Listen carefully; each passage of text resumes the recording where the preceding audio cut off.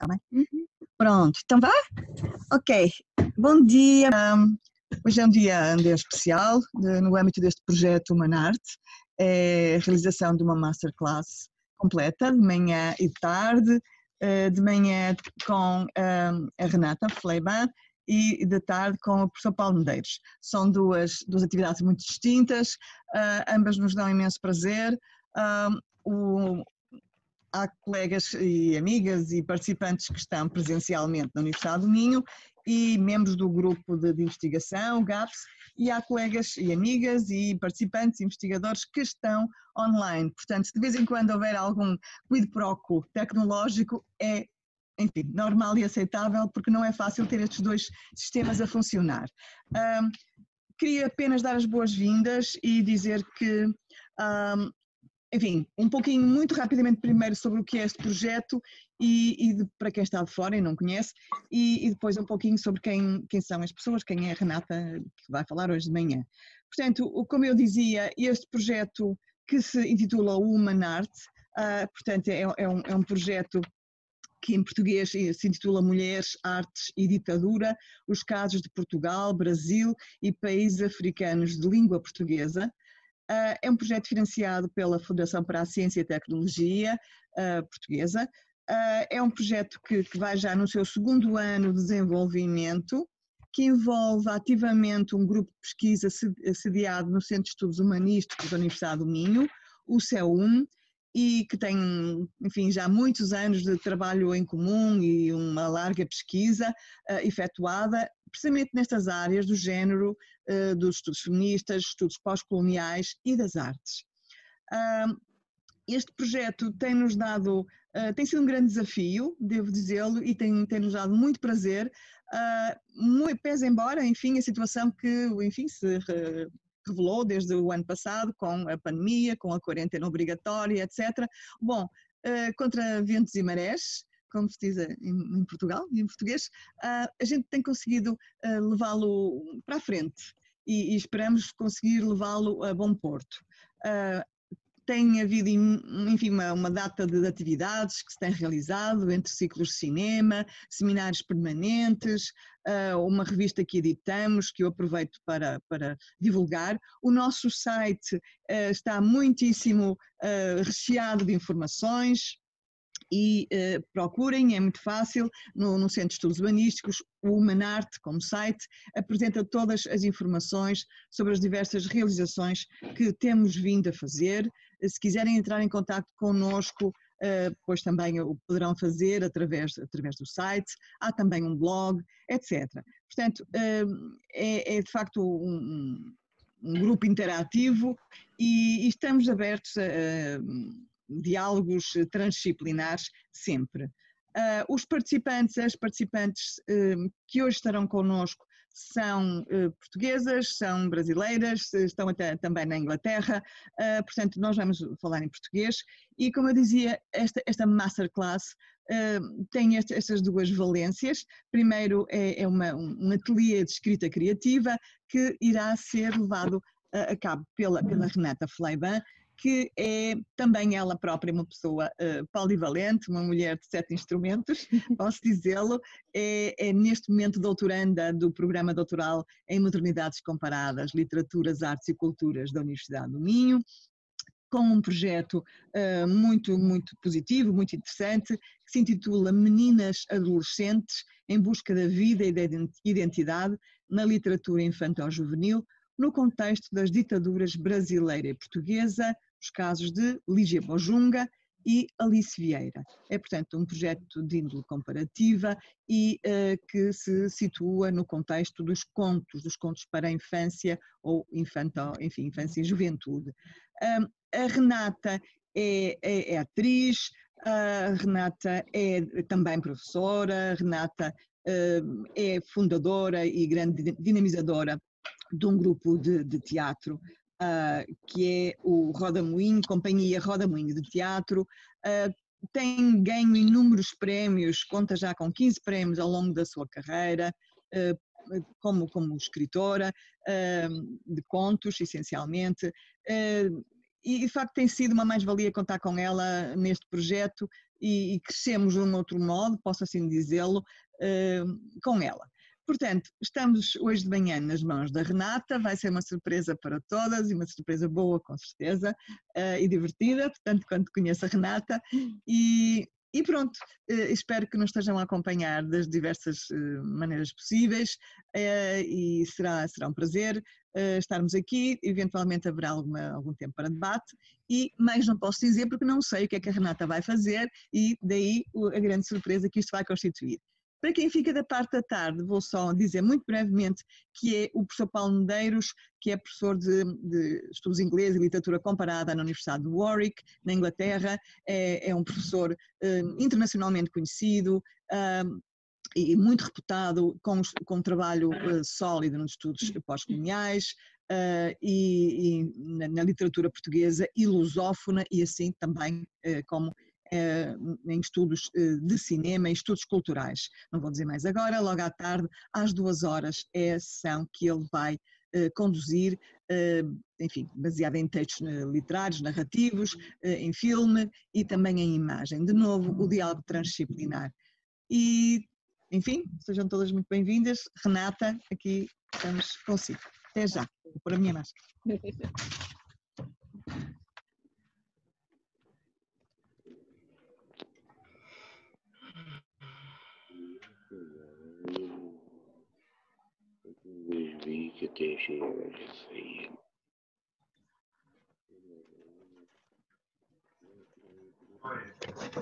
Bom dia a todos e todas. É a primeira vez que eu desenvolvo uma sessão assim duplamente presente aqui ao vivo e a cores com as pessoas que estão no auditório do Instituto de Letras e também à distância com quem se inscreveu e está ali aguardando para a gente poder começar os nossos trabalhos. Qualquer coisa que façamos hoje em dia, estamos atravessados por essa situação do mundo, não é? E não tem como ser de uma maneira diferente. Então, é tudo muito novo. Em janeiro passado, eu fiz uma apresentação sobre o meu projeto, sobre essas duas autoras, bem no recorte também do ponto de situação de onde é que eu estava naquele momento, na minha investigação. E talvez algumas de vocês já tenham visto alguns excertos que eu trouxe aqui hoje para trabalharmos. E a proposta do nosso trabalho é a seguinte. Inicialmente, nós vamos apreciar um pouco da obra dessas duas autoras, da Lígia Bojunga e da Alice Vieira, como já disse a professora Ana Gabriela.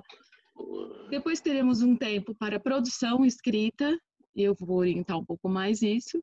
E ao final, então, teremos também um tempo para compartilhar um pouco daquilo que a gente produziu ao longo desses minutos, desses momentos de convivência. Você pode passar para mim? A gente tem a Laís aqui hoje na técnica, sem ela nada disso seria possível. Agradeço também ao Paulo e todas as pessoas que fazem essas interligações, essas conexões, são todas muito novas e sempre com alguns percalços acontecerem bem. Peço já desculpa também pelo pequeno atraso que tivemos para começar as nossas atividades. Bem, pode passar, Laís, a professora Gabriela já falou um pouco do projeto, eu vou direto então às autoras. A Lígia Bojunga nasceu em 1932, acabou de completar 88 anos, é uma autora viva, atriz inicialmente, antes de se tornar escritora e autora de 21 livros, principalmente para crianças e jovens.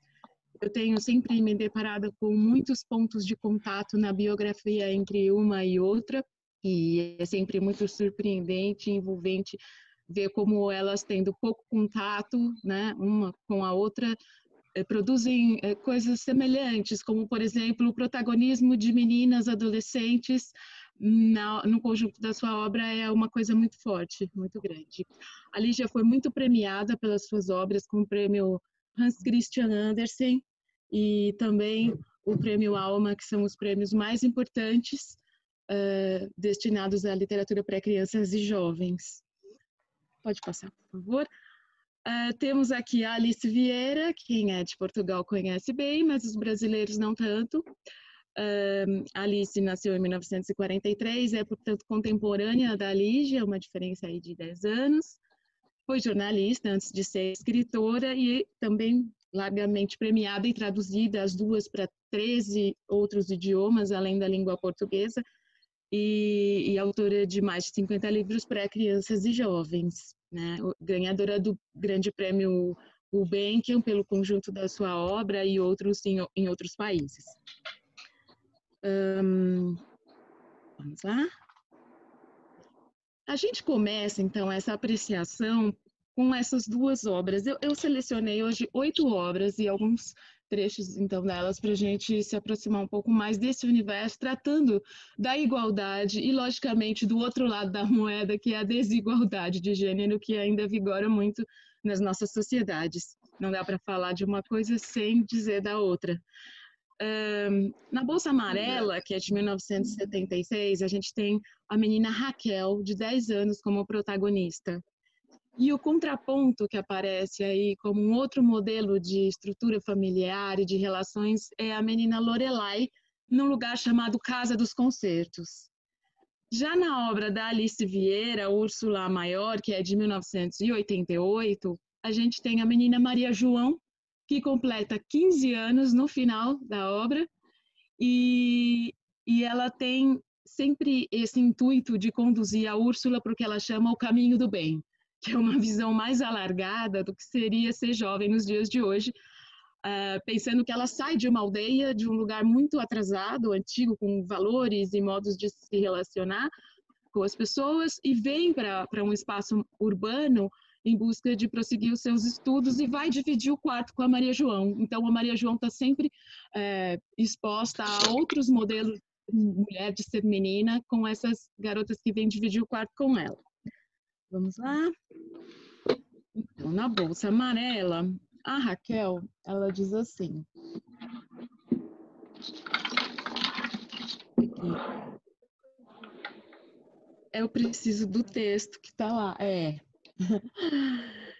Tá. Será que a gente tem como deslocar um pouquinho só esse quadradinho? Eu não sei se é aí ou aqui. No meu? Peraí, só um minuto. Porque a gente tem umas imagens que estão em cima do texto, atrapalha a visualização. Agora sim. Perfeito. A Raquel diz, logo no começo, né? Eu tenho que achar um lugar para esconder as minhas vontades. Nem sei qual das 3 me enrola mais. Às vezes acho que a vontade de crescer de uma vez e deixar de ser criança. Outra hora acho que a vontade de ter nascido garoto em vez de menina. Mas hoje estou achando que é a vontade de escrever. A família não consegue lidar com esses desejos dela e ela vai escondendo tudo dentro dessa bolsa amarela. A bolsa amarela vai inchando, ao ponto dela ter que lidar com esses personagens que aparecem, que ela vai inventando, que ela vai escrevendo primeiro cartas para amigos imaginários e depois romances. E os irmãos e os pais, a mãe, eles perseguem a menina no sentido de que ela deixe de lado essas suas ideias de transformação. Mas não é bem isso que acontece. Prosseguindo ainda com a Raquel, ela vai refletir então sobre o corpo, né? E ela diz, eu acho muito melhor ser homem do que mulher. Vocês podem um monte de coisas que a gente não pode. E cita, jogar futebol, ser chefe de brincadeira, chefe de família, meter as caras no estudo e até para resolver casamento. Isso no contexto dos anos 70, né, era alguma coisa mais comum. Hoje em dia as relações já estão bem transformadas, se a gente for pensar, e as últimas obras que a gente vai abordar são mais contemporâneas. Seguindo, temos então a Casa dos Concertos, que é esse lugar que eu falei para vocês, onde ela encontra a Lorelai e a sua família, que é completamente diferente da família dela. A Casa dos Concertos se dividia em 4 partes. A menina estava estudando, a mulher cozinhando, o homem consertando um relógio, o velho consertando uma panela. De repente, tem um toque de música animada, que vem de um relógio. Todas essas pessoas dançam e fazem rodízio nas atividades. A Raquel estranha e a menina Lorelai esclarece para ela. Por quê? Ela já cozinhou bastante e ele já consertou uma porção de coisas. E eu também já estudei um bocado. E o meu avô soldou muita panela. Tava na hora de trocar tudo. para ninguém achar que está fazendo uma coisa demais e para ninguém achar também que está fazendo uma coisa menos legal do que o outro. Então, no encontro com esse outro modelo de família, de ser mulher, de ser chefe, de ser pai, de ser idoso, ela percebe que ela pode continuar a ser menina, só que não dentro daquele padrão, dentro daquele modelo preconizado pela família dela, porque existem outras maneiras de ser menina e mulher. Vamos para adiante, Laís. Aí a gente vai para Maria João, que é aquela outra personagem que eu disse para vocês, da Alice Vieira. E a Maria João também tem contato com uma porção de mulheres. A mãe dela, conservadora, a Carolina, que é a atual mulher do pai, porque a mãe é separada do pai, já tem uma visão mais aberta. E no contato com esses diferentes modelos, esses diferentes modos de se relacionar, ela vai também compondo a sua identidade e levando a Chuchu, Úrsula, para o caminho do bem, como ela diz. Para a mãe da Maria João, política é coisa de homem. E a Maria, com a sua característica perspicácia, interroga. Então, só os homens é que sofrem os males deste mundo? Ao que a mãe lhe diz para calar. E a garota conclui. Os pais perdem muito depressa o poder de argumentação. O que essas meninas trazem à tona é justamente isso, quando a família não se abre para dialogar sobre como acontecem as participações, por exemplo, na esfera política, entre homens e mulheres, e elas têm que lidar com essas questões e com os anseios e os desejos dela, porque a Maria João, ela quer ser atriz ou deputada, justamente para cuidar das questões dos menos favorecidos, as mulheres inclusas aí. Como eu já disse ali, né? Ela tem a pretensão para tratar dessas desigualdades. Vamos lá. A Úrsula, nesse contato com a Maria e com outros personagens também na escola e com a Carolina, principalmente, passa por uma transformação ao longo desse romance. E ela diz assim, no final, no começo ela está prometida em casamento a um primo, o que para Maria João é uma coisa do outro mundo. Como é possível uma menina de 13 anos, nos dias de hoje, pensar que o seu futuro é o casamento com um primo, o casamento arranjado pela família? E ela não tem nenhuma atração por esse primo, mas ela quer cumprir aquele desígnio, aquele destino que lhe foi imposto pela família. No entanto, no contato com o mundo urbano, com essas outras realidades, ela vai se transformando. E ela diz assim, agora, aquilo que eu descobri é que gosto de fazer as coisas por prazer e não por obrigação ou porque alguém manda. Eu não quero ser de plástico, nem uma menina modelo. Não é já com o casamento que eu sonho. Agora, aquilo com que eu sonho é poder um dia arranjar um emprego e trabalhar. A mãe da Úrsula está sempre pressionando para que ela volte àqueles planos tradicionais da família, né? É uma família que tem umas águias na casa, porque eles acreditavam que se o Hitler viesse para Portugal, ele poderia se isolar lá na casa deles. Imaginem só que universo é esse, né? E foi lá que a mãe da Maria João passou a sua lua de mel. Então tem essa relação de amizade, né? E ela faz bolos de amêndoas para fora e fica horrorizada de ver que a filha não se interessa por esse tipo de atividade, ao passo que a Úrsula tem como uma menina modelo, muito bem arranjadinha, comportadinha, né? Então a Guilhermina, que é mãe da Úrsula, diante da carta que recebeu da filha, fala para Maria: foste tu que lhe deste a volta ao juízo lá com essas tuas ideias modernaças. Ela acusa, né, que ela já não reconhece mais a filha dela, porque ela veio para a cidade, provavelmente Lisboa, e se tornou uma outra pessoa em relação ao que ela era lá na aldeia dela. E ela continua: anda a envenenar a Chuchu com ideias subversivas. A Chuchu não parecia a mesma, interrompia quando alguém estava a falar, ria alto, e uma vez até chamou idiota ao primo, porque é mesmo um menino fora do esquadro, assim. E ela também era muito, sempre pedindo desculpa o tempo inteiro, e esse tipo de comportamento se modifica. Prosseguimos, então, nessa constelação de mulheres, como eu havia dito para vocês, né? A Carolina, ela é professora universitária, que é a atual esposa do pai da Maria João. E ela conta para as meninas a pressão que ela sofreu dos pais para ser uma menina exemplar. A importância que teve em sua vida o professor de violino, porque a família dela queria que ela aprendesse violino, mas não era um desejo dela. E esse professor, então, em vez de me dar lições de violino, ensinou-me a andar de bicicleta, que é um contraste muito grande e mostra como, às vezes, uma pessoa na trajetória de uma jovem, por exemplo, muda completamente a perspectiva, né? A bicicleta, que é um símbolo também de liberdade, de vento batendo na cara, de poder se locomover pelos lugares e aquela coisa rígida do ensino musical, que não era o perfil dela. A Maria João reflete, então, ao final já do romance, com tudo aquilo que ela viu acontecer nesse processo da Chuchu. Estou muito orgulhosa de mim própria. Aos 15 anos, feitos hoje, já consegui levar uma pessoa ao caminho do bem.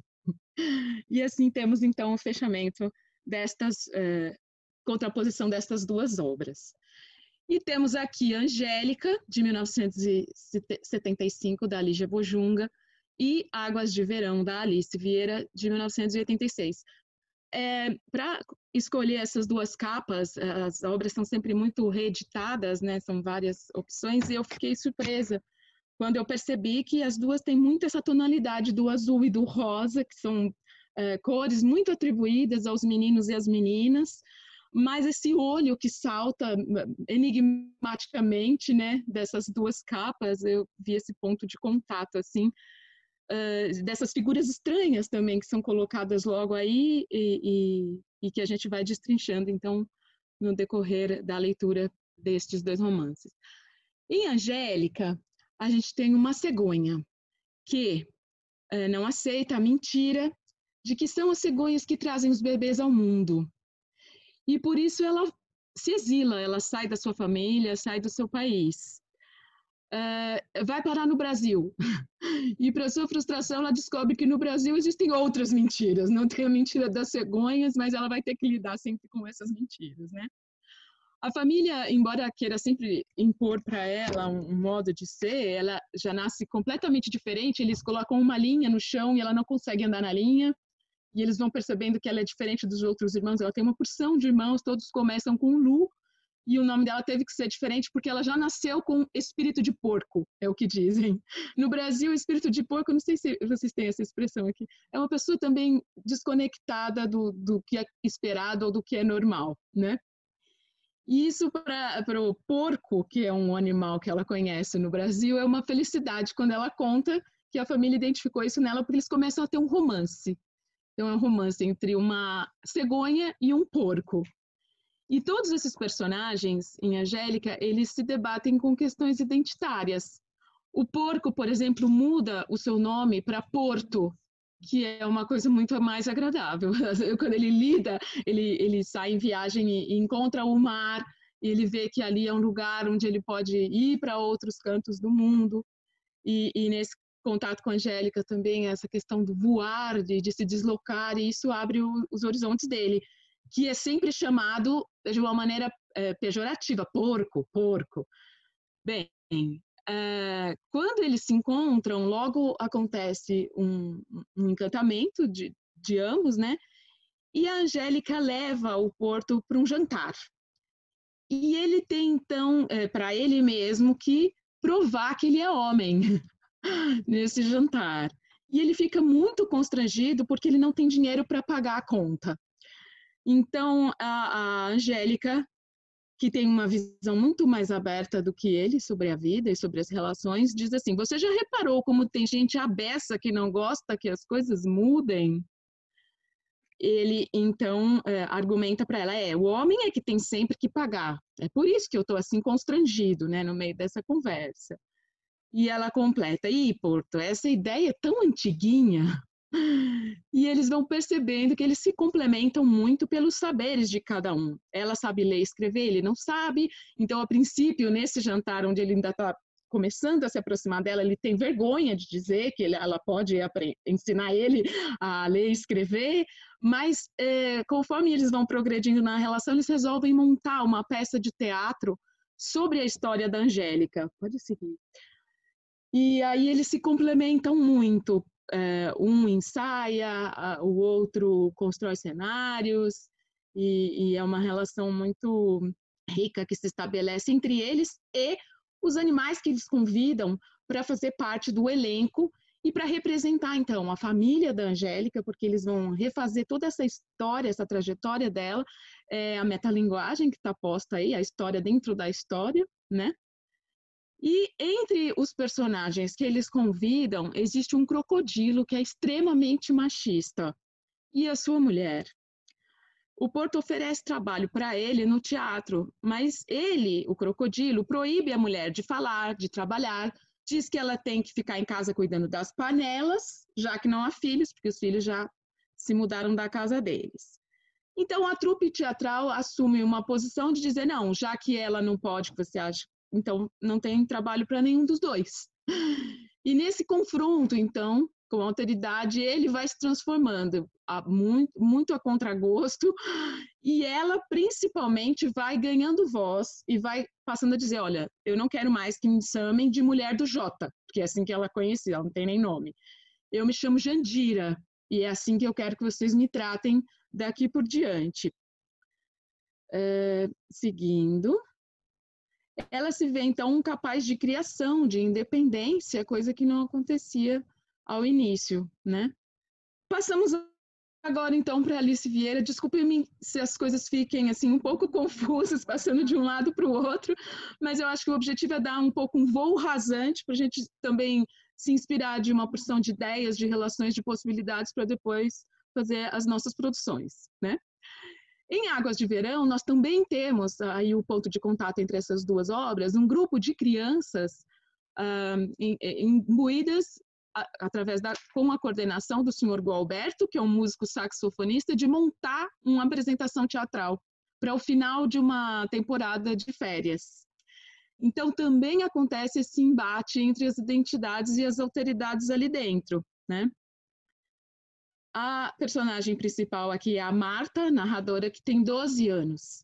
E ela diz, o dia chegava para tudo o que nós éramos. Índios, cowboys, palhaços, polícias, ladrões, bombeiros, médicos, mágicos, artistas. Quer dizer, é um mundo que cabe ali dentro do mundo de imaginação e de fantasia das crianças.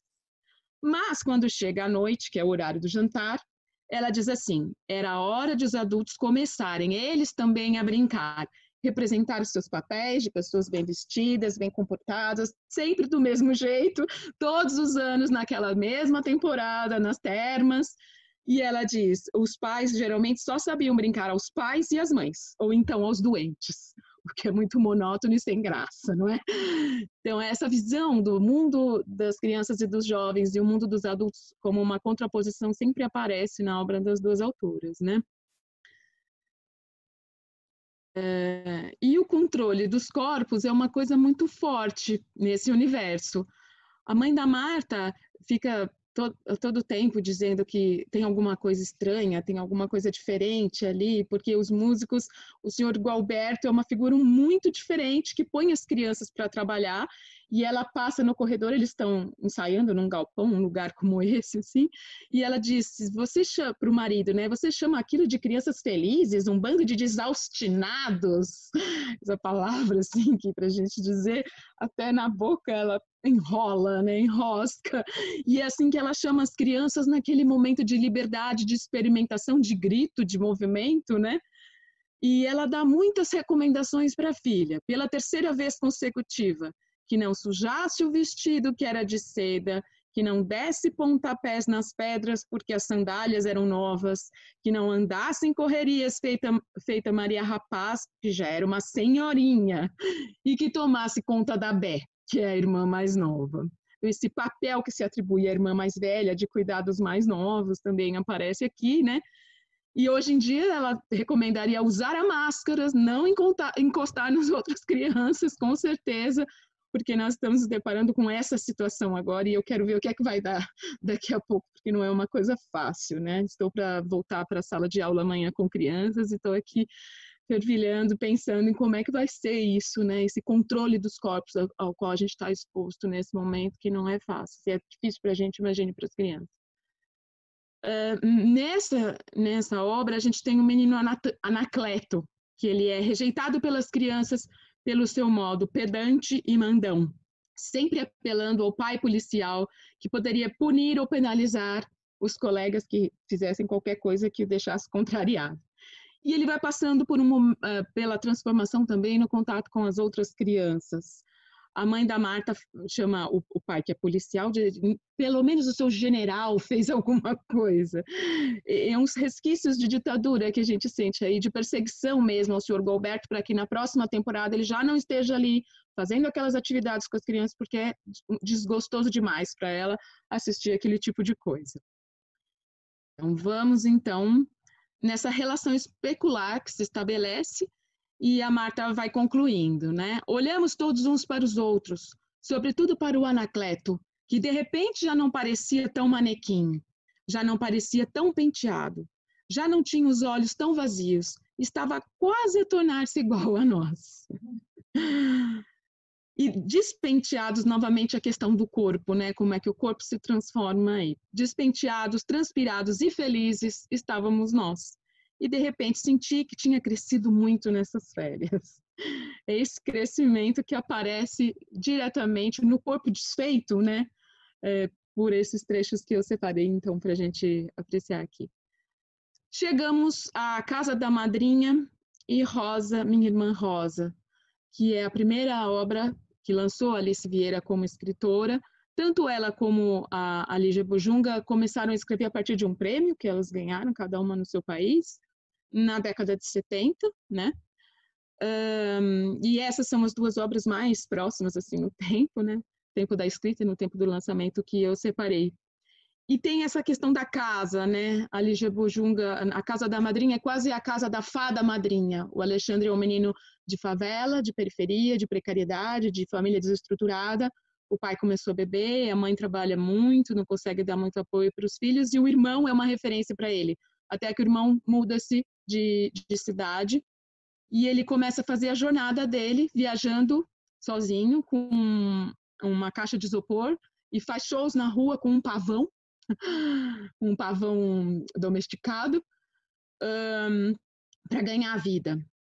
E na Alice Vieira a gente tem esse ambiente da casa também, com a convivência com as avós, que são essas pessoas também que dão para a menina Rosa um ponto de vista do que era ser mulher e ser menina na época delas e do que ela está passando agora, passando a ser a irmã mais velha com a chegada de uma irmã, né?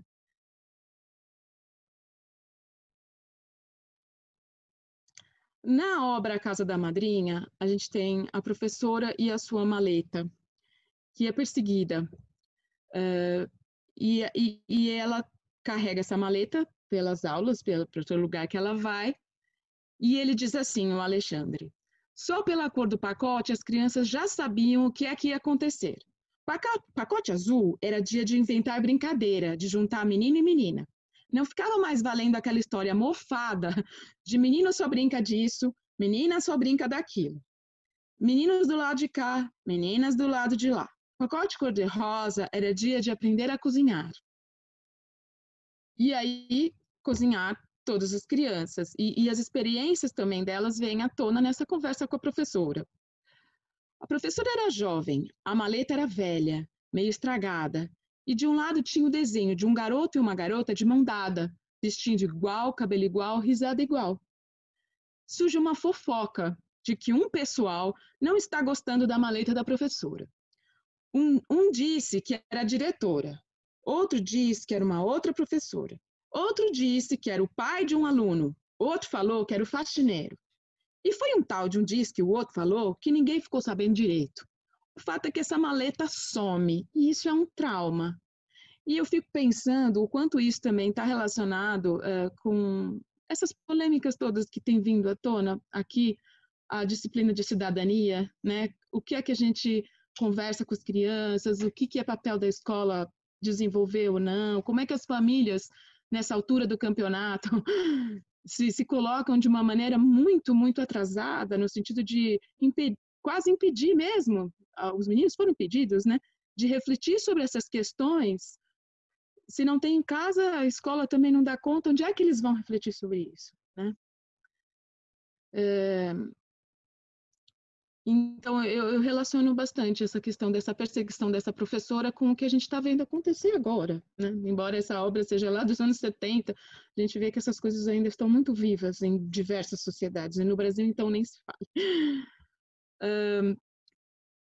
Na Rosa, minha irmã Rosa, então, como eu já havia dito, a gente tem a Mariana conversando com as avós, e o que mais afligia ela era uma história que a avó contava especificamente, né?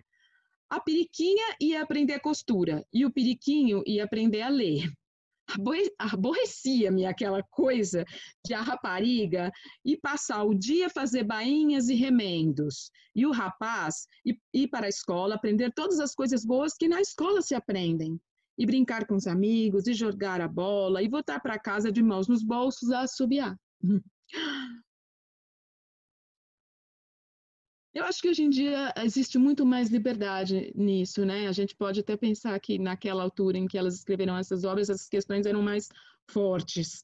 Mas em muitas sociedades a gente ainda tem essa proibição, por exemplo, né, das meninas irem para a escola e desenvolver isso, conversar sobre isso com crianças hoje em dia é muito interessante, porque eu cheguei a conversar com os meus alunos sobre isso, e eles ficaram muito espantados de imaginar que em alguns lugares as meninas não podiam ir para a escola, eram proibidas, ou tinham que brigar, que lutar para isso, né? Faz parte da gente também alargar os horizontes deles, de que a vida e as desigualdades ou a igualdade que estão vivendo são diferentes de países e entre diferentes culturas, né? A avó da Mariana diz, né? As pessoas às vezes pensam que as mulheres foram feitas só para estarem em casa, a tratar da roupa dos maridos e dos filhos, a fazer a comida, limpar o pó e mais nada. E dantes, aí por essas aldeias, ir à escola era quase um luxo. Por isso, ainda hoje, há tanta gente sem saber ler. Chegamos então nessas duas obras mais recentes, da Alice Vieira, Se Perguntarem por Mim, Digam que Voei, de 1997, e da Lígia Bujunga, O Sapato de Salto. O Sapato de Salto, em 2018, foi recomendado na lista do Plano Nacional de Leitura, e é uma obra que traz muitas questões assim, fraturantes, muitos temas fraturantes. A gente tem prostituição, suicídio, uma vida realmente muito dura, orfandade, abuso de crianças, estupro. E eu fico imaginando essa obra sendo trabalhada nos dias de hoje, como é que a coisa de lá é. Porque as obras da Lígia não circulam aqui, da Alice lá foi premiada uma delas há 2 anos atrás, mas em geral, ultimamente, quando eu fui para as sessões da Associação Brasileira de Literatura Comparada, que eu tive nos 2 últimos anos, ficou muito patente isso, como a Alice não é conhecida lá e a Lígia não é conhecida aqui.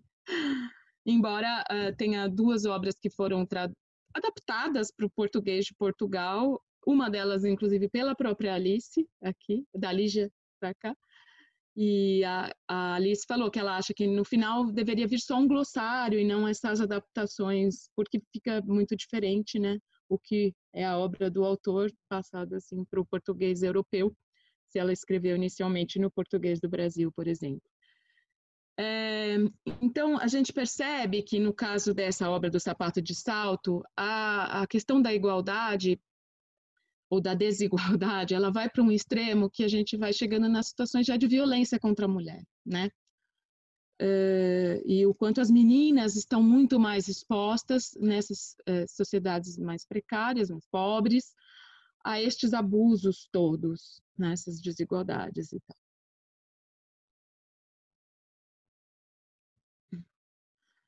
Na obra da Alice Vieira, a gente tem as mulheres em casa, no campo, e os homens na cidade, no mundo. Um ponto de contato dessas 2 obras é a ausência dos homens na criação dos filhos, e de uma maneira muito mais precária no caso do Sapato de Salto. Porque na Alice Vieira, os homens estão ausentes, mas eles mandam dinheiro, eles têm uma condição de sustentar essas crianças, o que não acontece no outro caso, né? Temos também aqui uma constelação, uma saga de uma história familiar das mulheres dessa família. E a Maria da Assunção tinha passado a vida inteira à espera daquele casamento. Era ótima dona de casa. Aprender piano na Escola Familiar de Música e Artes Domésticas Madame Neves. As artes da cozinha com Delfina. Preparara-se para ser a melhor mãe do mundo. Agora o que ia ser dela? Ela vai atravessando décadas na esperança desse casamento com o Major. E no final das contas, o Major resolve casar com a irmã mais nova. Então é uma rasteira que ela leva, uma frustração que ela carrega para a vida inteira.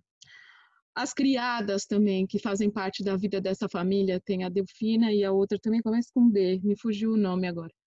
Mas elas também vão assumindo esses papéis de cuidadoras, de quase uma pessoa da família, que é algo que não é muito comum lá no Brasil, assim, nessas obras, nesse corpus que eu estou estudando, né? Mas na Alice Vieira aparecem várias dessas figuras das empregadas de família que vão acompanhando gerações, cuida do filho, depois cuida do neto, e envelhecem ali naquelas famílias, né? O Major tem essa vida para o mundo, ele não está no mundo da casa, né? Então a cidade e a tropa tinham feito dele outra pessoa. E ele fala, eu casar com uma trintona? Não, eu quero a de 20. E a irmã mais velha aceita, porque a mãe faleceu e elas têm esse funcionamento, essa estrutura familiar, que são 4 irmãs a viver dentro da mesma casa. 3 do mesmo pai e a outra que o pai deixou num cesto na porta da casa com um bilhete. A mãe morreu, senti muito a morte da mãe de vocês, eu não tenho como cuidar dela, cuidem vocês. A Joana Ofélia. Então é uma coisa assim, né, chocante para a gente, mas que é um modus operandi daquela sociedade. Isso vai acontecendo e a gente vai acompanhando como é que essas trajetórias acontecem, né? Vai lá. Emerge, então, esse sentimento de culpa feminina. Joana Ofélia, que casa com o Major, ela tem sucessivos abortos, ou as crianças nascem, duram alguns dias e morrem. E a casa que ela passa a habitar com o Major passa a ser chamada de Casa dos Três Anjinhos, porque foram essas 3 crianças que morreram. E há muito mistério, e aquela coisa dos feitiços e da sabedoria das plantas que a Alice Vieira aborda nesse romance, que é muito interessante da gente conhecer, assim, um outro lado de Portugal que eu não tinha acessado ainda, e que no Brasil também a gente tem esse contato, assim, com as nossas avós, ou talvez uma matriz mais africana, né? E aqui se dá assim. E aí ela diz para o Major, a Joana Ofélia, que é a mulher dele, o próximo vai vingar, verá. Isso na página 20. Na página 21, o próximo vai vingar, verá, e há de ter o seu nome. Agora é que vem o rapaz, verá, quer dizer, não basta parir, tem que parir um varão, um homem, né? O rapaz virá a seguir, disse a mulher, de olhos baixos, como se tivesse cometido crime grave que necessitasse de perdão. Por fim, ela consegue ter os filhos, né? E passa a cuidar deles ali naquela comunidade de mulheres. O Major nunca fora homem de grandes convívios com crianças. Até parecia que sentia medo de as encarar. As crianças eram um mundo que ele não dominava. Não propriamente um mundo inimigo, mas um mundo estrangeiro, com uma língua que ele nunca tivera tempo de aprender, hábitos e costumes que não eram os seus. A Joana Ofélia morre muito jovem e ele acaba por se casar novamente com uma atriz de teatro de revista, que poderia ser sua filha. E aí ele percebe o quanto ele foi poupado dos choros das crianças por essas criadas e essa comunidade de mulheres, porque ele não sabia que criança chorava tanto quando a Olinda Dulce, são os nomes compostos, assim, quando ela tem um filho. Então, ele, como ele está morando no apartamento com ela, ele vai se enfastiando daquele, né, aquele dia a dia, aquele cotidiano de ter um bebê em casa e leva ela para a casa dos Três Anjinhos. Ele sempre dá um jeito de se livrar das mulheres com as crianças pequenas, né? E lá, por exemplo, quando nascerão os filhos, ele fica projetando que o Pedro vai ser combatente, chefe de tropa, não sei o quê, e ele resolve ser um mochileiro. Ele sai pelo mundo, mandando postais dos diferentes lugares que ele está conhecendo, e quando ele tem uma filha, ele deixa para a irmã cuidar. Então, essa história vai se repetindo ad infinito, assim, né, dentro do livro, e ele só vai ter contato com a filha quando ela tem 15 anos. Depois, o filho mais novo que ele tem com a artista de teatro, ele também quer que seja do colégio militar, que entre no colégio militar, mas não, ele só quer saber de ser futebolista. Então, essa frustração dos planos masculinos, né, machos que o pai tem para os filhos, aparece de uma maneira muito forte também. Os homens desta terra parece que têm asas nos pés, dizia Demétria, Demétria e Delfina, as duas criadas que eu havia comentado. Então, eles não param ali, eles vão sempre embora.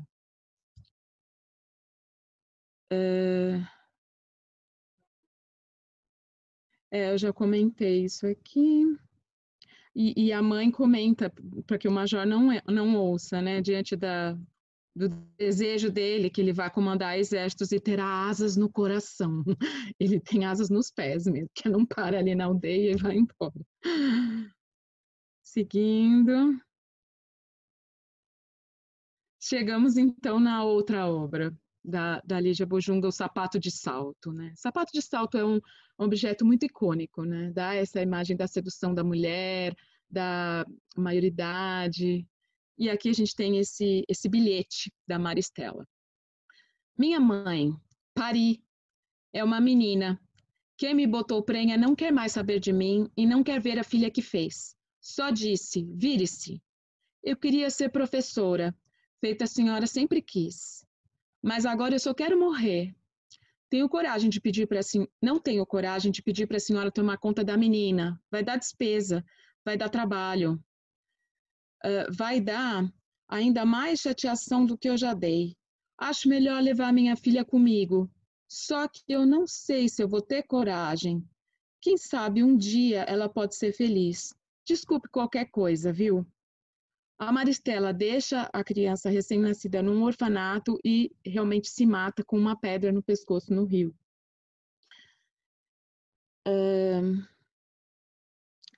Este é um livro realmente de muitos nós e de muitas ligações através dessas tragédias. Lá na casa do menor abandonado, ela passa um período da vida, a menina Sabrina, que é essa filha da Maristela, e depois ela é adotada por uma família, adotada entre aspas, né, por uma família que abusa dessa criança. Primeiro porque ela é adotada para, na verdade, cuidar das crianças da família, para ser uma empregada e fazer todo o serviço da casa e ficar exausta. Ela vivia numa precariedade tão grande que ela se encanta com pequenas coisas como uma geladeira cheia de comida. Então, a questão da fome, da pobreza, aparece de uma maneira muito forte aqui nessa obra. A dona Matilde, que é a mãe da família, diz assim: quando me ofereceram uma menina lá do orfanato, eu disse logo, é uma experiência, vou fazer uma experiência. Enquanto ela come umas batatas fritas, ela vai conversando com seu marido, o seu Gonçalves, e ela diz assim, será que ela presta?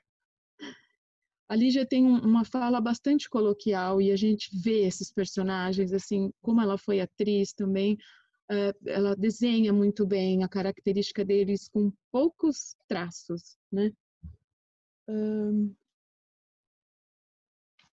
Ainda a dona Matilde diz assim, ordenada não precisa, a gente vai dar casa, comida, roupa e calçado.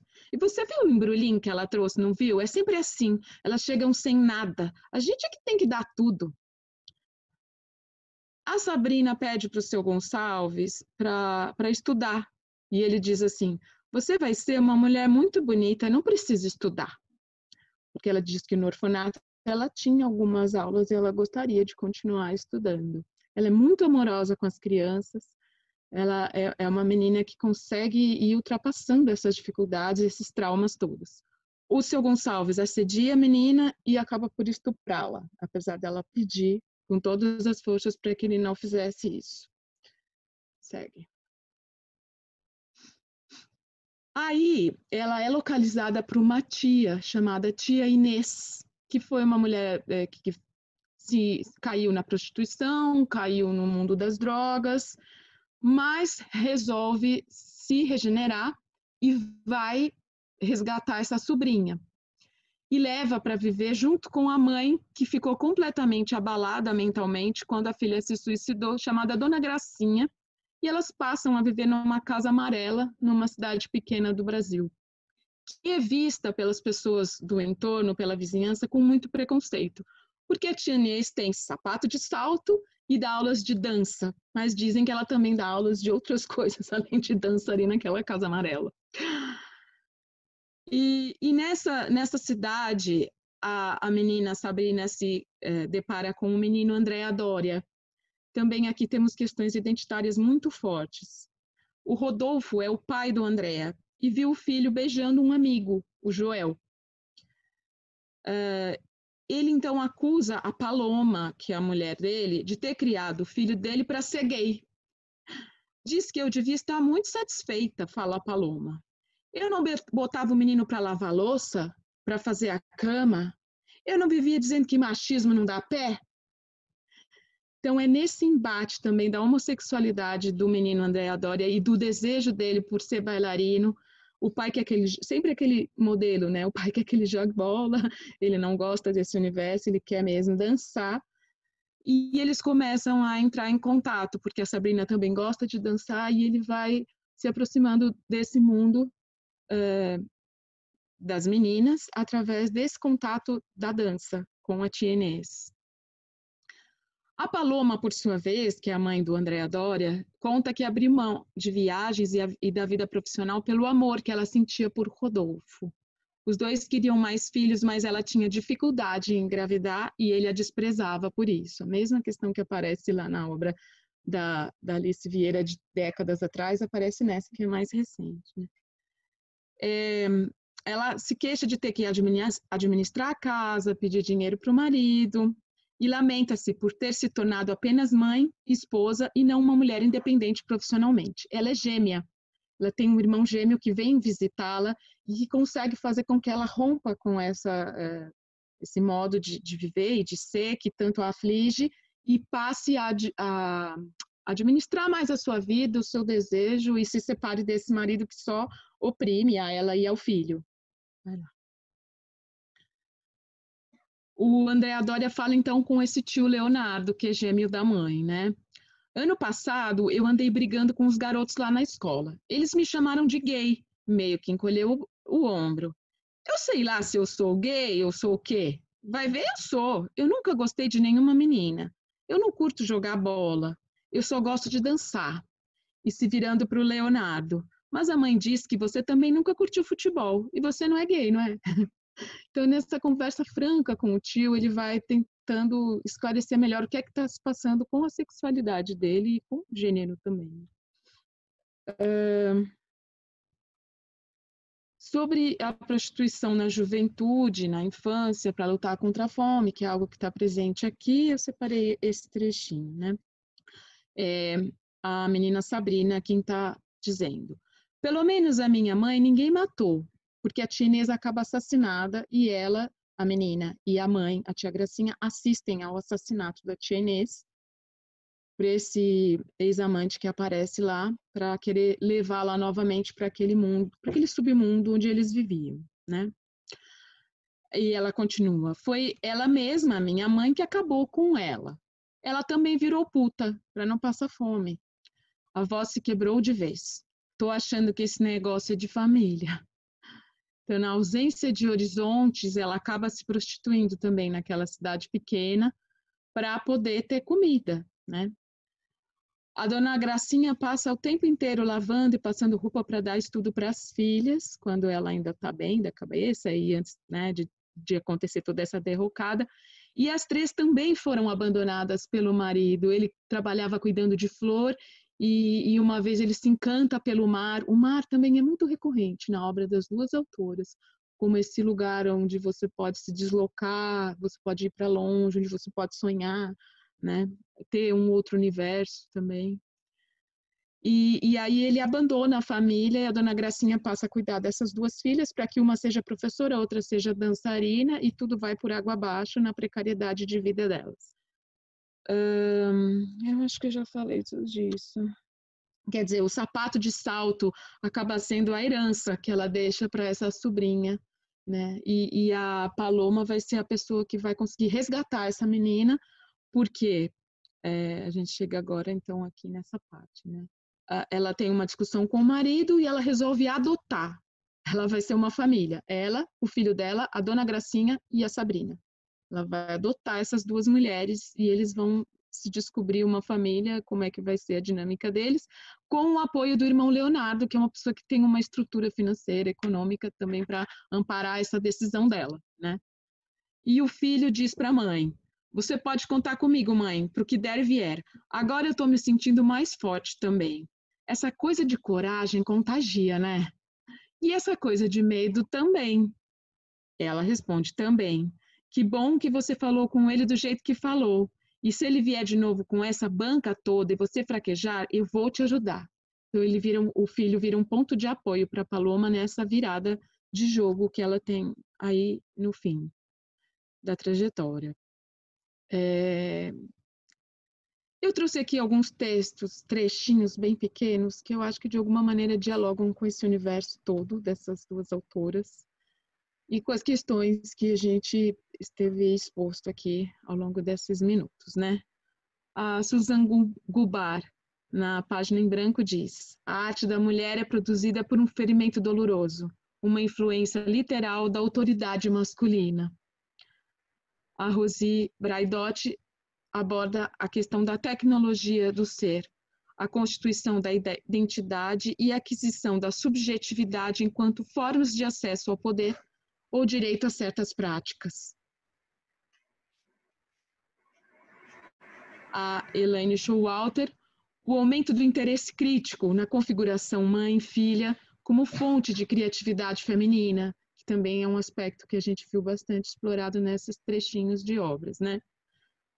Ainda sobre a relevância da teoria cultural, nas quais as diferenças importantes entre as mulheres, raça, classe, nacionalidade, história, determinantes literárias apresentam-se tão significativas quanto a questão de gênero.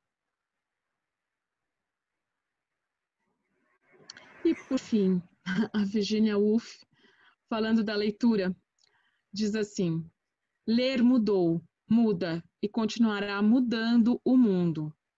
Quando o dia do juízo final chegar e todos os segredos forem revelados, não devemos ficar surpresos ao saber que a razão pela qual evoluímos do macaco ao homem e deixamos nossas cavernas e depusemos nossos arcos e flechas e sentamos ao redor do fogo e conversamos e demos aos pobres e ajudamos os doentes, a razão pela qual construímos, partindo da aridez do deserto e dos emaranhados da floresta, abrigos e sociedades, é simplesmente esta: nós desenvolvemos a paixão da leitura.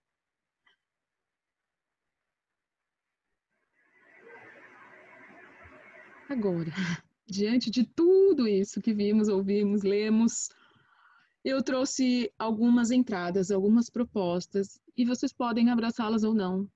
A ideia é que seja um exercício muito livre, de uma escrita narrativa, sobre qualquer coisa que lhes venha à cabeça em torno disso tudo que a gente esteve pensando aqui. E eu faço essas provocações, por exemplo, que pode ser um mote para começar, se de repente eu estou sem nenhuma ideia. E se eu fosse aquela, obrigada a casar? Um dia acordei homem. O meu professor de violino ensinou-me a andar de bicicleta. Tudo o que eu escrevia era rasgado. Sonhei que eu era escritora, atriz, deputada, defensora das mulheres. Confesso, matei o fantasma que me atormentava. No dia em que o pai foi embora, aquela era uma terra de mulheres. No dia em que aquela mulher assumiu a presidência, quando eu era menina, as mulheres. Hoje, a minha vontade como mulher, ou hoje, a minha vontade como homem, temos um homem aqui só, presente. Alto lá, da minha cidadania cuido eu. A proposta é muito aberta e estejam mesmo à vontade para escrever. Não temos uma preocupação de uma qualidade com resultado estético, literário. É mesmo uma maneira da gente acionar e refletir sobre essas questões de uma outra maneira, ficcionalizando coisas que nós vivemos ou simplesmente acionando algum trecho daqui que chamou mais atenção, que te encantou, que te chocou, né? Acionando a sua sensibilidade e colocando isso no papel. Eu proporia que horas temos agora, por favor, Laís? 11h12. Tá. Poderíamos pensar em meia hora para a escrita e depois compartilhamos um pouco o que é que surgiu. Pode ser? Então, canetas apostos ou computadores, conforme eu gosto.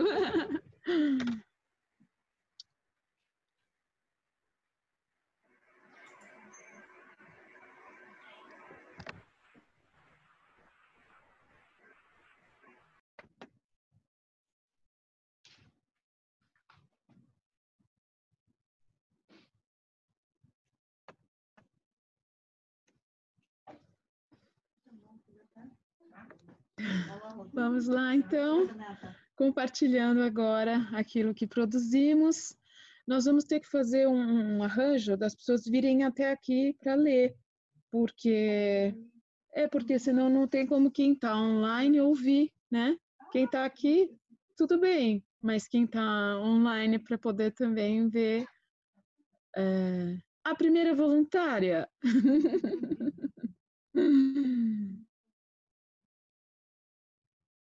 Vamos lá, Joana? Isso. Que incrível. Afasta o microfone. Sim. Renata, tens que ir para lá para os tais 2 metros. Exato. Temos que nos distanciar. Assim?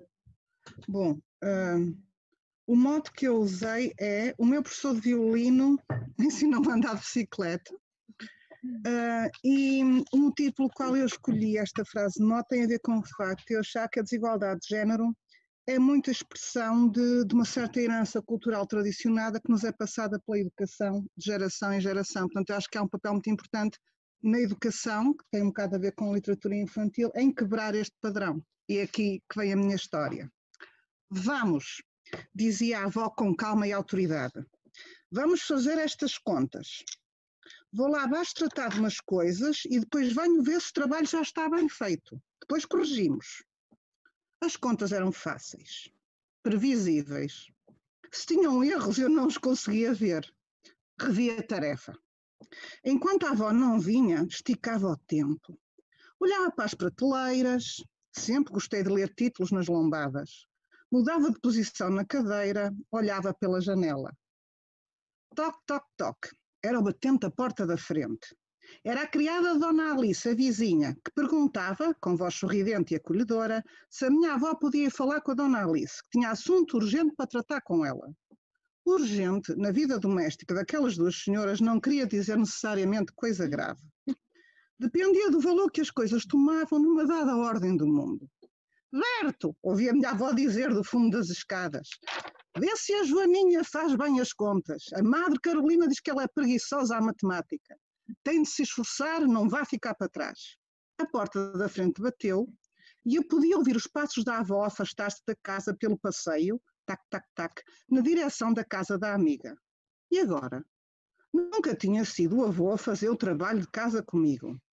Será que se ia zangar muito se eu tivesse muitos erros? Olhei, desconfiada, para as contas alinhadas no meu caderno quadriculado. O avô entrou no escritório, onde eu estava a fazer os trabalhos de casa marcados pela insuportável Madre Carolina, minha professora do colégio teresiano. Sorria, cúmplice e matreiro. Sentou-se no divã sem sequer olhar para as contas. Puxou uma almofada para eu me sentar ao pé dele. Abriu o jornal e dentro, escondido, estava aquele bem secreto que ele contrabandeava do quiosque até às minhas mãos. Mais o número das aventuras da Turma da Mónica. Bem a Madre Carolina podia esperar pelas suas contas. E lá ficamos os dois, recostados e cúmplices, na nossa pequena e feliz transgressão. Não, tá.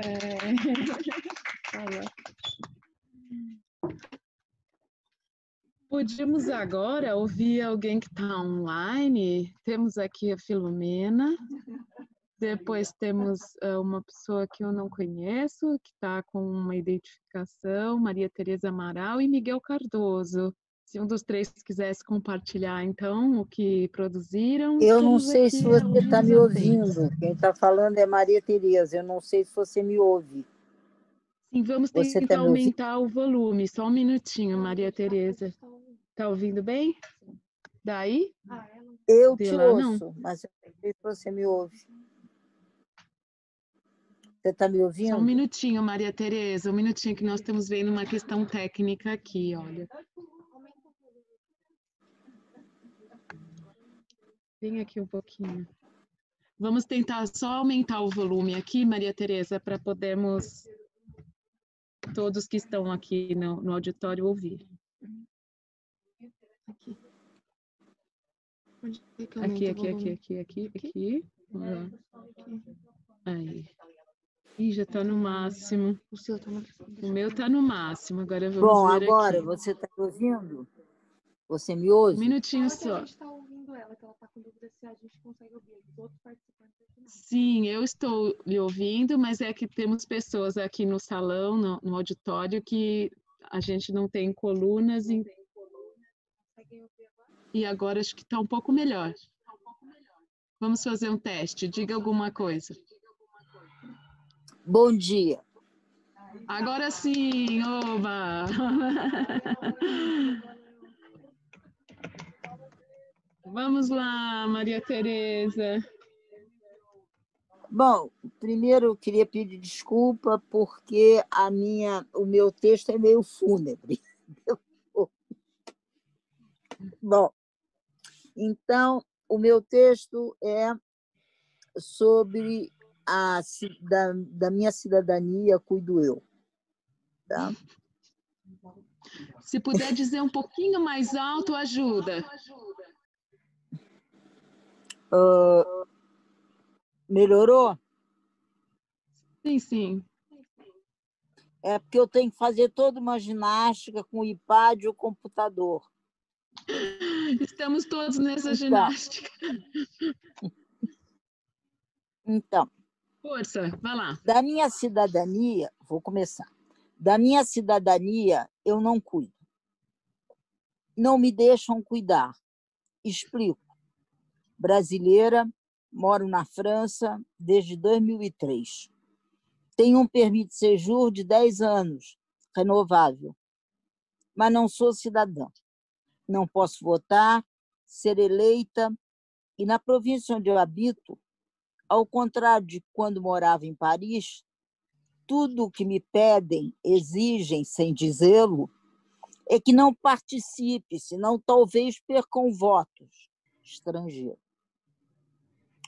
Não posso naturalizar-me, não pago impostos aqui. O permis me é dado pelo casamento e depende dele. Assim, mesmo o direito de morar na casa que é minha depende do outro ou da outra. Esse sentimento de prisão, essa constatação de descidadania, não tem nada a ver com o fato de se estar feliz ou não no casamento. Prende-se à situação e à lei. Esqueçamos de mim. Há alguma coisa de profundamente antiético nessa situação. Aceito você na minha terra porque é casada, senão rua. Você fala a língua, é membro de um partido, pertence a uma companhia de teatro, fez mestrados, mas é estrangeiro ou estrangeira e ficará em suspenso, dependente.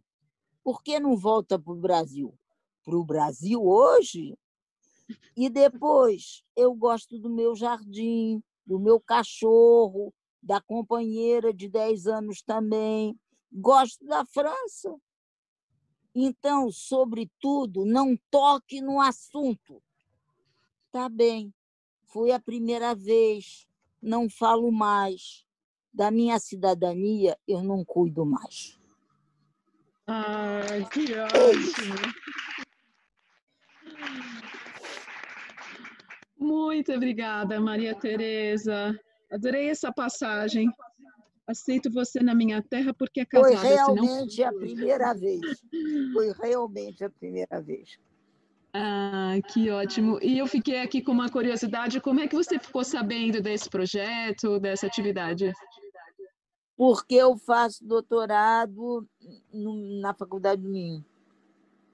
Ótimo.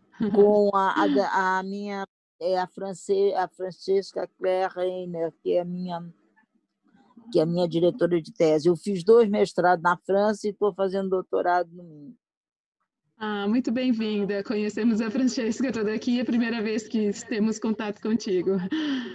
Vamos lá, a um novo texto. Alguém daqui ou alguém online? Filomena, Miguel, Laís não... Laís? Não, Laís não. Vamos lá, temos 2 inscritas aqui, está disputado. Vamos ouvir então.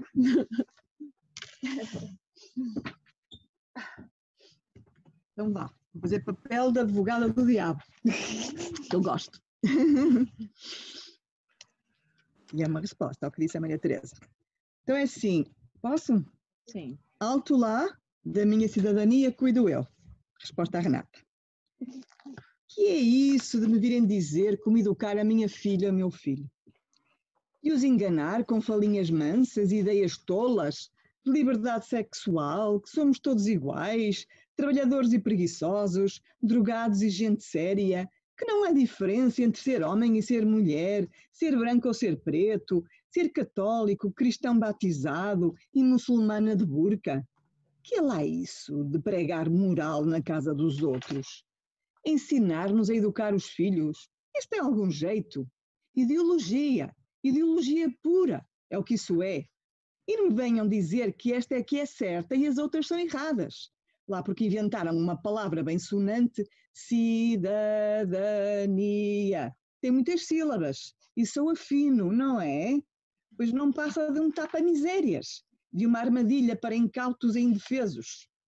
Mostrar aos nossos pequenos as misérias todas, as desgraças do mundo, falar-lhes de refugiados, de guerras, de violações, mulheres espancadas, direitos das minorias. Mas que raio de minorias são essas? E de nós? E de nós? Quem é que cuida? Como será o mundo no futuro? Se os nossos filhos começarem a acreditar nestas tretas e até a querer dar-nos lições em casa. Que já estão a começar, aí estão. Oh mãe, não separaste o lixo. Oh mãe, não sejas racista. Oh mãe, deixa lá, o João quer ir para o balé. Oh mãe, não deixes que o pai te fale assim. O mundo está a ficar virado do avesso. E isso é tudo culpa dessa conversa fiada que ouvem na escola.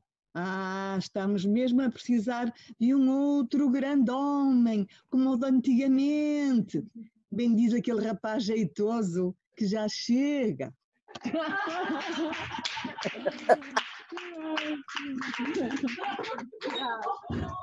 Vemos que estamos todas mobilizadas e com muito humor, isso é muito bom também. A Margarida estava inscrita.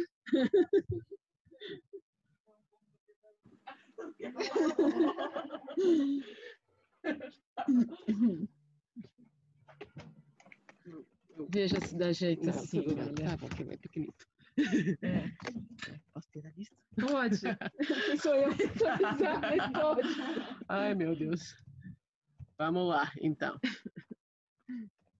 E de repente, deu por si a pensar que o mundo no qual tinha passado a sua infância era bem diferente deste que agora vivia. E não só porque este que agora habitamos é bem mais permeado por tecnologias, computadores, redes e afins do que aquele em que apenas o telefone, a televisão e a rádio emitiam os seus sinais claros de modernidade.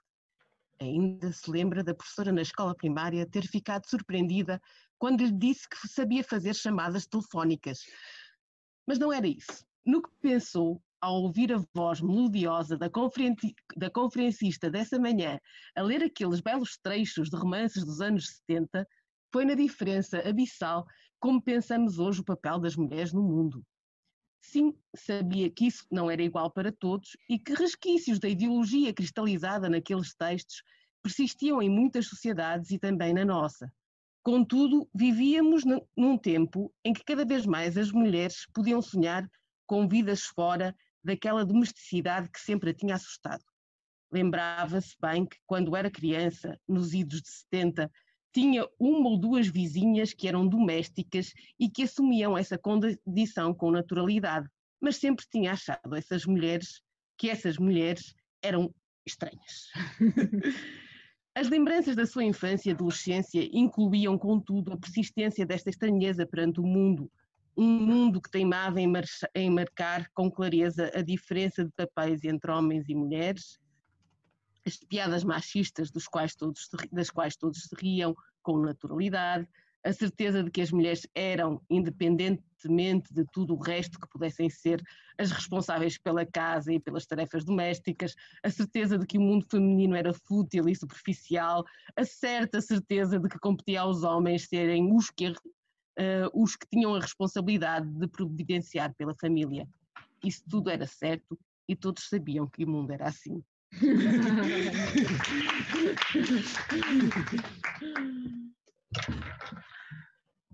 Mais leituras? Vai lá, venha, venha. Temos aqui mais uma presente. A Márcia vai ler para a gente o texto que ela fez.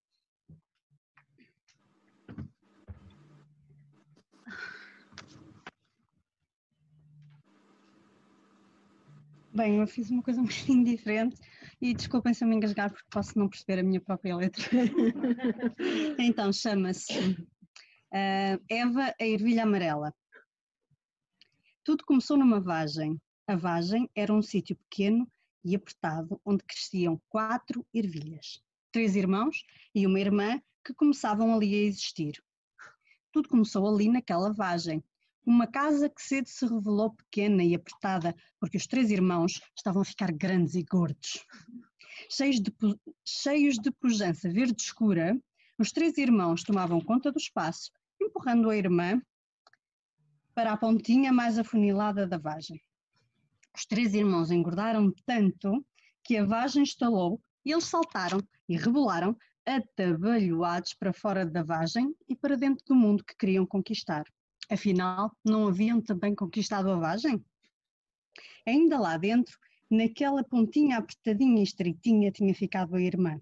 De tanto aperto que sofreu, nem as faces se esverdearam. E ela ficou ali, pequena e pálida, amarelita. Sem ter por onde crescer, Eva, a ervilha amarela, viu-se no meio das perninhas fininhas e compridas que não paravam de crescer e de se enrodilhar à sua volta. Já era pequena e amarela, e nem sequer as pernas serviam bem para andar. Mas a Eva respirou fundo, encheu o peito de ar, deixou que se soltasse um pezinho, e o pezinho desafiou o outro pé, que contagiou uma perna, que fez estremecer a outra perna. E tanto estremeceram, que Eva caiu da vagem, mesmo em cima do mundo, grande e cheio de espaço. Mas ai, o que havia uma pequena ervilha amarela de fazer com tanto espaço e com tanto ar? Zangada, a Eva começou a gritar, e as perninhas fininhas e enroladinhas voltaram a estremecer. Tanto estremeceram que se desenrolaram do novelo redondinho. Mas ai, o que havia uma pequena ervilha amarela de fazer com 2 pernas tão fininhas e compridas? Descarada, pôs-se de pé, e Eva, a ervilha amarela, viu o mundo bem lá do alto e começou a andar.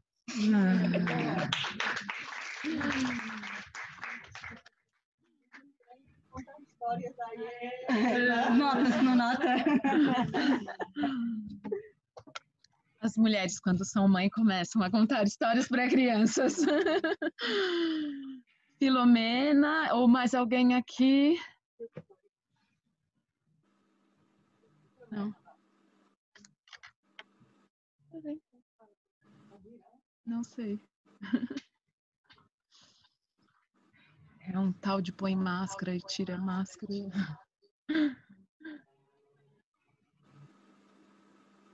Então, quando disser que eu posso ler a minha. Ah, firme! Força! Pronto. Aquela era uma terra de mulheres. Aquela aldeia era muito pobre. Como em todas as aldeias pobres, havia muita criança. A professora tinha a sala cheia. Ainda havia mais garotada para ir à escola, mas os pais precisavam que eles fossem para o campo. E a professora já tinha que lidar com os 40 da lotação da escola para as 4 classes. A professora era brava, no sentido em que se usa agora com o doce falar brasileiro, mas também era brava mesmo, aqui do outro lado da água. A senhora professora Irmelinda tinha uma cana grande. Quando as mães mandavam as filhas e os filhos para a escola, sabiam que ela ia ser usada. Já tinha sido usada antes na cabeça delas. Não era preciso ir levar os meninos à escola. Eles sabiam o caminho. Com medo, mas iam. As mães descansavam um pouco por saberem que as crianças estavam na escola. Fora de perigo, nessa altura era aleijarem-se com instrumentos pesados, brincar com a fogueira e atear fogo à casa, caírem aos poços os grandes acidentes de verão. O medo das mães pela segurança dos filhos ficava assim controlado pela cana da professora. Da sala ninguém saía. Lá dentro passavam-se coisas fantásticas e assustadoras. A professora Irmelinda era solteira. Vivia numa casa boa e tinha uma criada. A sua vida parecia muito diferente da vida das outras mulheres. Na sua casa não havia curral do porco a quem dar a lavagem, não havia burra para o seu transporte à vila, nem bois para puxar o carro para as tarefas do campo. A professora Irmelinda tinha uma profissão, era uma senhora. As mães dos meninos, mesmo as que viviam bem e tinham criadas e criados, tinham de acomodar, mais ou menos longe dos seus aposentos, a vida das alimárias que nos apoiam e alimentam quando se vive no campo. As mulheres daquela aldeia tinham um pequeno privilégio, que não alterava a sua situação de subalternas, sem voto, sem autonomia, muitas com uma muito limitada escolaridade porque não tinham acabado a 4ª classe. Elas davam o patronímico no uso corrente da vida diária. Os homens eram conhecidos como sendo o homem da. O Júlio da Alda, o Zé da Amélia, o Zé da Tilurdes. Por vezes essa mulher é a mãe, outras a mulher, outras vezes a irmã, quando se trata de órfãos de mãe. Entre a autoridade incontestada e institucional da professora Irmelinda, que vim depois a saber, já adulta, tinha uma relação mais íntima com a criada, que nunca ninguém comentou com as crianças, e as mulheres que davam a identidade aos homens da sua família, tudo faria apontar para uma situação de poder e privilégio. Mas nós sabemos que mulheres que tratam dos animais, do marido, dos filhos, do campo e da casa, eram depois vistas como coisa pouca, fora do santinho do missal, e vinheta que representa a mulher como fada do lar. Ela é mais, de facto, uma força de natureza e vai-se manifestando a pouco e pouco. Uau, que lindo! Muito bonita essa contraposição de outro tempo, de outras atividades, e da professora Irmelinda tinha uma profissão, era professora. Muito bacana. Alguém aqui? Falar?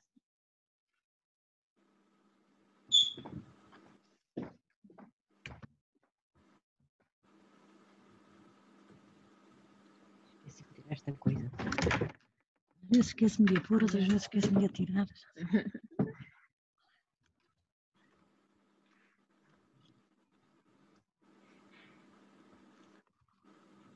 O PC é completamente diferente e muito mais curto. É uma pequena história de uma consulta, uma consulta que se passa no consultório de uma psicóloga. Então a paciente diz: por detrás daquele espelho que eu consultava todas as manhãs, via um fantasma. Psicóloga: uma mulher? Uma menina? Sei lá, um fantasma? Sim, mas eras tu? Suponho que os fantasmas possam ser o que lhes apetecer. Era um espectro de mim, sim. Fantasma de um ser humano. Chega? Pois, não sei. Então ficas à porta da minha história se o meu fantasma não tiver bilhete de identidade e for assexuado. A sério? Ok, continua, vá. Ok, avanço. Por detrás daquele espelho que eu consultava todas as manhãs, estava um ser humano. simplesmente humano, baralhado e cansado de esperar. Um fantasma ser humano que já não queria sair de trás do espelho.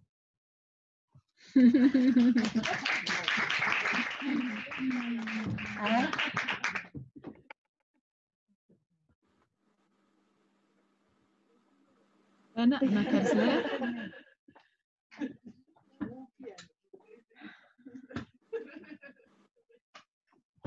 Vamos ouvir mais um. Estamos chegando ao fim. Bom dia. Está muito confuso, tem muitos cortes e recortes. Eu escolhi o Um Dia Acordei Homem, porque era quase obrigatório. Eu depois recolho o dinheiro no fim. E também porque um dia acordei homem ou um dia acordei mulher, porque havia alguém que era homem aqui, então essa pessoa não iria obrigatoriamente escrever um dia acordei homem, ou poderia escrever um dia acordei homem. Então, um dia acordei com o privilégio entre as pernas, com umas hormonas a mais e outras a menos que separavam o mundo entre nós e elas, caçador e presa, guerreiro e donzela. Um dia acordei homem e vi que os meus olhos já não podiam mais deitar lágrimas, que as minhas pernas caminhavam em arco, que o meu olhar vagueava entre rabos e seios, mas nunca faces, e penetravam todas as mulheres que passavam por mim.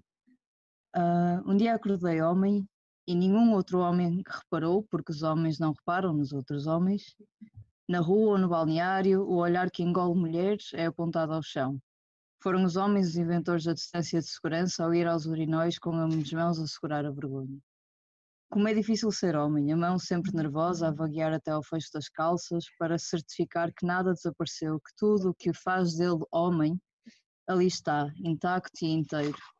À semelhança das mulheres que procuram nervosas a chave da casa assim que começa a escurecer, para que possam entrar em casa intactas e inteiras. Um dia acordei homem e assim pude caminhar à noite na rua como me apetecesse.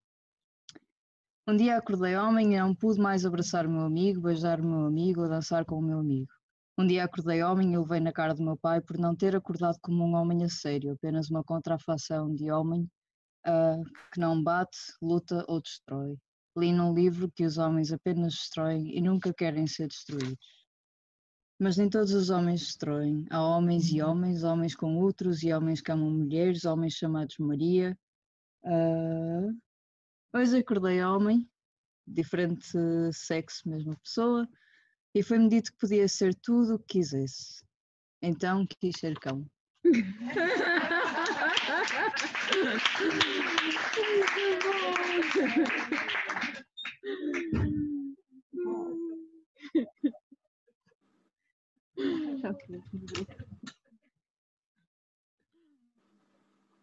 Eu também fiz o exercício de escrita e vou compartilhar com vocês o que foi que eu produzi aqui nesses minutos.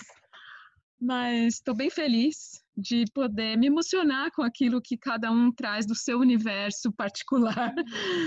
E é um momento de troca muito rica para mim e para quem está participando, poder ser instigada, eu acho, pelas palavras dos outros, sejam as autoras ou sejamos nós mesmas, que estamos sempre aqui a discutir autores e leituras e escritas, não é?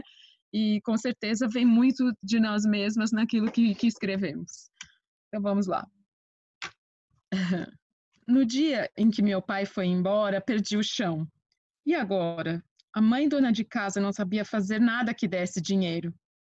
Estávamos soltas no mundo, entregues ao Deus dará, como se diz, sem eira nem beira, na rua da amargura, e esgotei as formas de dizer o que era aquilo. De repente, sós, sem o chefe que nos sustentava, parecia faltar um pilar, nenhuma carta, nenhum bilhete, nenhum aviso prévio, só aquele vazio infinito. As contas começariam a chegar em breve, e não teríamos a quem pedir. Comecei a imaginar-me a dizer a todo mundo, o seu Joaquim da venda, o seu Nicanor da farmácia, preciso disso, mas o pai se foi, e sabe como é, a mãe sempre é cuidar da casa. Limpou tudo sempre tão bem, cuidou de mim como mãe zelosa, mas isso tudo não dá dinheiro nem diploma, não é? E agora? Não teve coragem de falar nada daquilo. Foi revirar o armário da mãe, isso sim. Coisas nunca vistas, recantos secretos até então interditos. Eram camisolas de renda, eram colares de pérola, eram sapatos altos, vermelhos, de verniz. Mas de onde viera tudo aquilo? Que nunca na vida a mãe usara. Nem conseguia imaginar seu corpo com aquelas coisas todas por cima. Se as colocasse, seria por certo uma outra mãe, não a sua de sempre. Mas era exatamente disso que precisavam agora, serem outras. A partida do pai automaticamente transformava-as em outras. Já não se sentia mais a filha do seu José. Como a mãe não poderia mais dizer-se esposa do seu José. E se passassem a adotar outros nomes?